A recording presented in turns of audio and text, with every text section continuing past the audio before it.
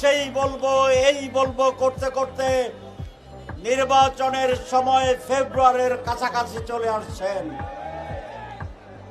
আপনাদের চালাকি আমরা বুঝি, চালাকি করলেও আমরা তার প্রতিবাদে আমাদের দাবি আদায় করার পন্থা আবিষ্কার করব ইনশাআল্লাহ।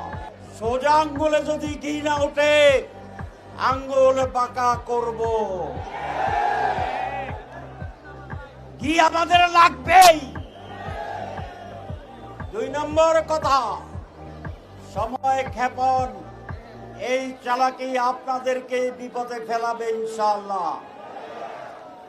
গণভোট জাতীয় নির্বাচনের আগে হতে হবে। জাতীয় নির্বাচনের তফসিল ঘোষণার পরেও গণভোট করতে আইনি কোনো বাধা নাই। সুতরাং সময় আছে, আরো 15 দিন ক্ষেপণ করবেন, সময় থাকবে।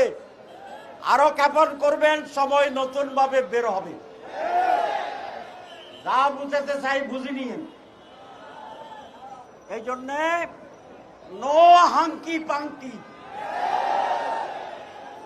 সোজা সোজা গণভোট আগে দেন। অসুবিধা কি? একদিনে বাংলাদেশে যে পরিমাণ চাঁদাবাজি হয়, কয়দিনে এর টাকা দিয়ে একটা গণভোট করা যায়। তাহলে চাঁদাবাজি বন্ধ।